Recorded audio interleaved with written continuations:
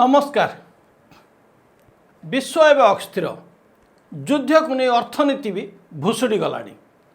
पश्चिम Asia जारी युद्ध और बढ़ुवा भू राजनीतिक उत्तेजना सारा विश्व को अर्थव्यवस्था को दोहराई देछि। एबे प्रसिद्ध अर्थशास्त्री गीता गोपीनाथ भारत को नहीं बड़ चेतावनी देइछन्ति। तांका कहिबा कथा होछि जदि संघर्ष जून पर्यंत जारी रहिला तेबे अशोधित तैल मूल्य प्रति बैरेल पिछा $140 पर्यंत पहुँच जाइपारे। जदि एपरि हैला भारत में पेट्रोल डीजेल मूल्य वृद्धि, मुद्रास्फीति और आर्थिक चाप द्रुत हेबो।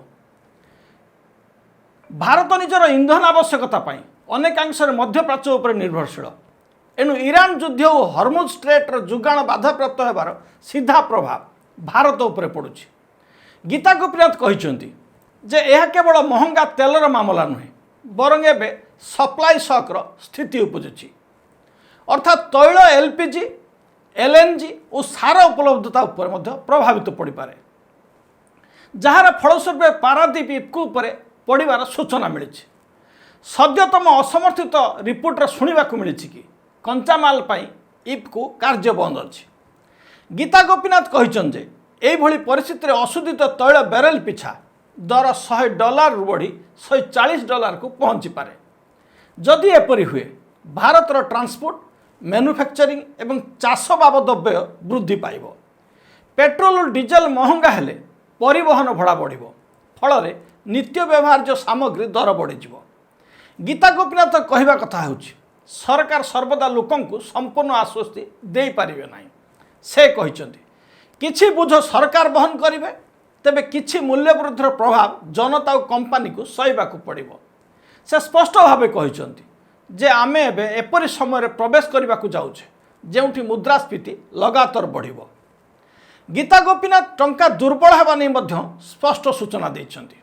से कहिसेंति जे गत मास मानकर डॉलर तुलन में टंका 91 टंकार ह्रास पाई 97 टंका पाखाई पहुँची गलानी। एबे बजार रे चर्चा होछि जे यह 100 टंका पर्यंत पहुँची पारे। तेबे असल चिंता केवल टंकार सामर्थ्य को नहीं, तांको कहवा कथा होछि दुर्बल टंका आमदानी ह्रास करिवार सहायता करिवो और आर्थिक संतुलन रक्षा करिवार एक उपाय मध्य। से कहिसेंति जे एथिरे जदि सरकार और आरबीआई आवश्यकता अधिक हस्तक्षेप करिवे तेबे वैदेशिक मुद्रा भंडार उपरे चाप पड़िबो। जदि ईरान युद्ध दीर्घ हुए और अशोधित तैल बैरेल पिछा दर $140 को पहुँचे, यह केवल भारत नुहे सारा विश्व पर गुरुतर आर्थिक संकटर कारण हेबो।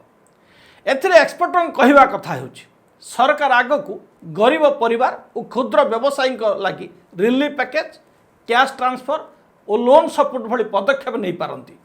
हेले एबे समय सबुठु बड़ प्रश्न होछि पश्चिम एशिया संकट दूर हेबो ना विश्व को एक नया आर्थिक झटकार सम्मुखीन होगा पड़ो।